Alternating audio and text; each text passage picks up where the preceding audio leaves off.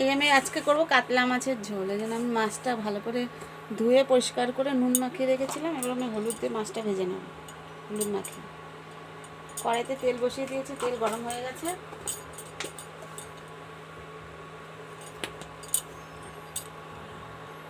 এবার আমি মাছটা ভেজে নেব।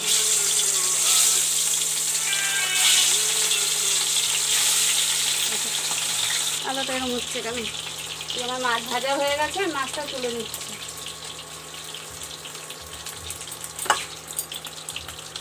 আমি কয়েকটা জিরা সম্বাদ দিচ্ছি, একটা শুকনো লঙ্কা। এবার আমি আলুটা একটু ভেজে নেব।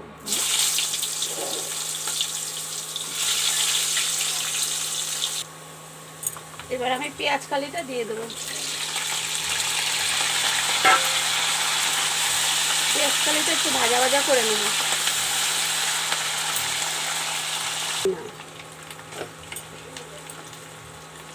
আমি এখানে আদা, কাঁচা লঙ্কা আর টমেটো পেস্ট করে রেখেছি, এটা আমি দিয়ে দিচ্ছি।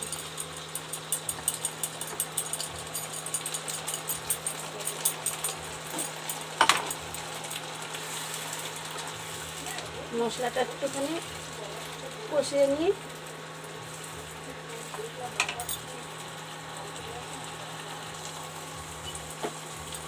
এবার আমি দেবো 1 চামচ জিরের গুঁড়ো, 1 চামচ ধনের গুঁড়ো, কাশ্মীর লঙ্কার গুঁড়ো,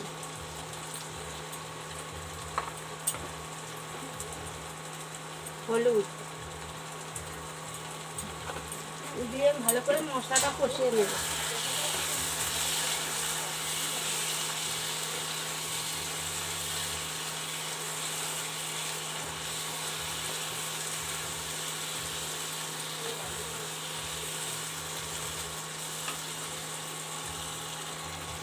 এবার আমি একটু লবণ দিয়ে দেবো। এবার আমি জল দিয়ে দেবো।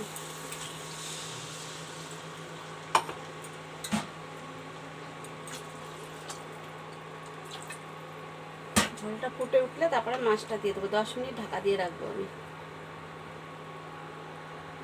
আমার ঝোল ফুটে উঠেছে, মাছের ঝোল। এবার আমি মাছটা দিয়ে দেবো। মাছটা রান্না করে আমার খাওয়াবো। মাছ দিয়ে আমি আর 5 মিনিট ঢাকা দিয়ে রাখবো।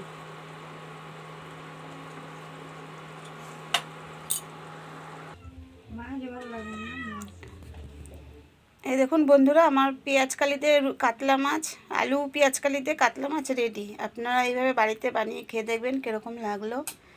অবশ্যই লাইক, কমেন্ট, শেয়ার সব করবেন। ফেসবুক থেকে দেখলে পেজটা ফলো করবেন, আর ইউটিউব থেকে দেখলে